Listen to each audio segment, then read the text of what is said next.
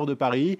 Et pour l'occasion, nous vous invitons toute cette semaine à découvrir des facettes plus méconnues de la capitale, les communautés qui l'animent, qui en font cette ville cosmopolite.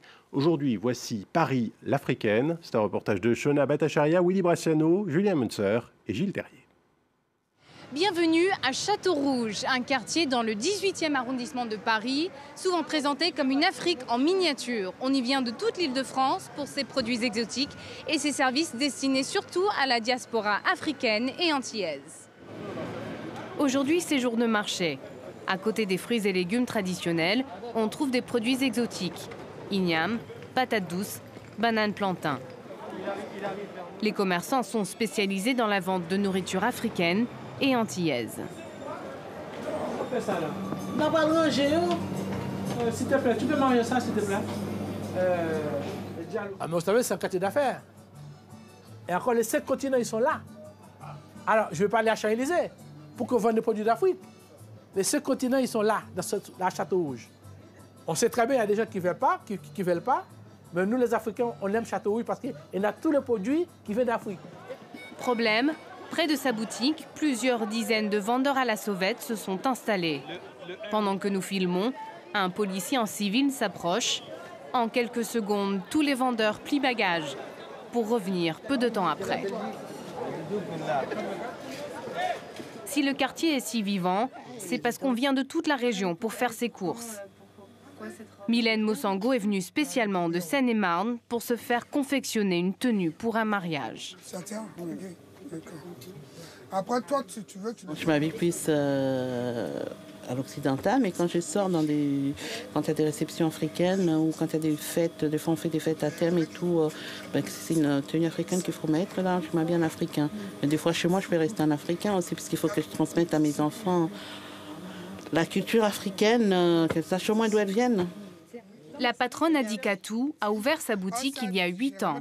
Elle vend tissus africains, chaussures, bijoux et vêtements dans son atelier. Elle met un point d'honneur à déclarer son activité, même si ses prix sont souvent plus élevés qu'ailleurs et qu'elle souffre de la concurrence du marché parallèle. Ses clients ont parfois eu de mauvaises surprises. Ils sont beaucoup plus méfiants.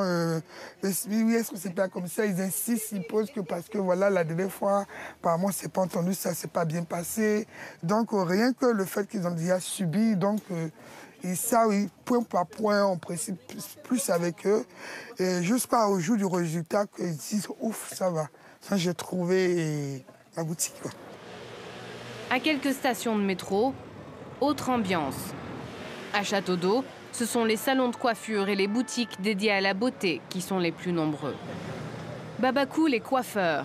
Avec ses tatouages, son style vestimentaire et sa musique, il s'est fait un nom dans le quartier.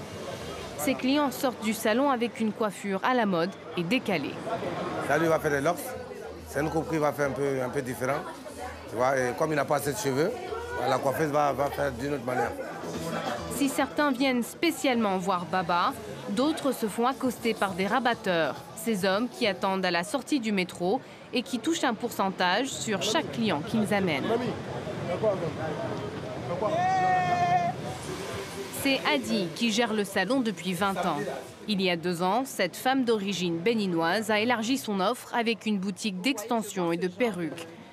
Quand elle a voulu se lancer dans le commerce, c'est ici qu'elle a choisi de s'installer. Le quartier a bien changé depuis qu'Adi est là, mais aujourd'hui, elle se retrouve en plein centre d'un carrefour panafricain. Mais regardez, regardez. Regardez autour de vous. Ça grouille de partout. C'est vrai que c'est vivant. C'est vrai que c'est la petite Afrique. Ben oui, c'est la petite Afrique. Vous avez de tout ici. Vous avez toutes les nationalités. Vous avez des Camerounais, des Ivoiriens, des Congolais. Vous avez de tout, de tout. Tout ça se mélange. Ah ben oui, dans la bonne humeur. Après la journée de travail, Baba, Adi et les autres quittent le quartier. Pour beaucoup de clients et de commerçants, les loyers sont trop élevés pour y vivre. Château d'Eau comme Château Rouge restent des lieux de passage. Voilà, notre focus à retrouver comme chaque jour sur notre site internet france24.com. On passe à l'actualité sportive. À présent, au sommaire ce matin essentiellement du football. Et on commence par les interrogations autour de l'entraîneur de l'OM. Voici donc le journal des sports.